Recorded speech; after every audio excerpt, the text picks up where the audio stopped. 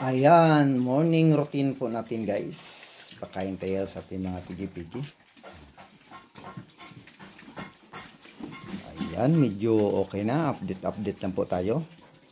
Wala po tayong ibang mga content, kundi ito lang ating mga pigi-pigi kasi hindi naman po tayo lumalabas. Ayan, may pigi-pigi. Naway lumaki kagad sila. Ayan, bibilis kumain din ako. Sa 29 pa po pala to bago magwalay guys. Bago magwalay, bago mag 1 month mula sa pagwalay. Hindi po tayo masyado nag-i-inject ng vitamins, kaya dilalagyan na lang po natin ng vitamins po ang kanilang tubig. Para hindi masyado may stress.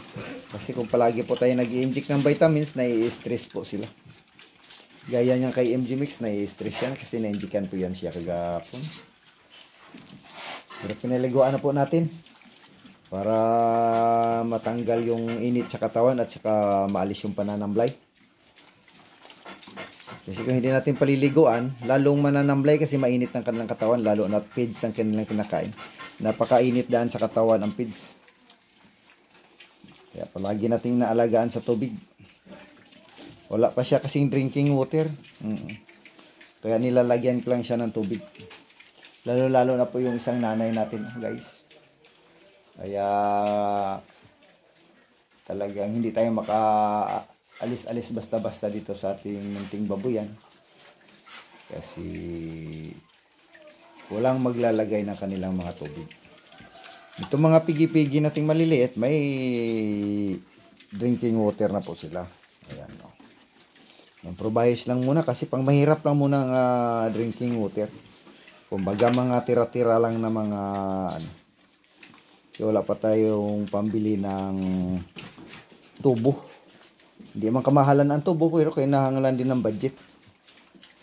Kaya kung magagamit pa man yun, yan lang muna ang gagamitin natin. Sayang din naman kasi. Isa ibibili natin ng tubo, ibibili na lang natin ng vitamins. Para lumaki kaagad sila. Ayan, umiinom na siya. Kaya kunting tiis-tiis lang. Samahan na rin natin ang tiyaga at sipag sa ating pagbabantay sa kanila. Kailangan mapasensyoso ka talaga, lalo na kung magpaligo kasi nila sa umaga. Magtanggal ng kanilang mga ipot. Talagang minsan kinakagat yung short mo. Mahuhubaran ka ng nawala sa oras.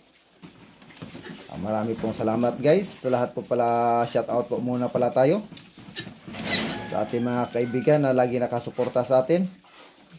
Marami pong salamat kay Inday Bikay Dora ng Singapore, Lakay OFW from Taiwan, Mas Batinya Girl from Taiwan, Bicolanang Ali, Taiwan din, Meljin Mubida Itski,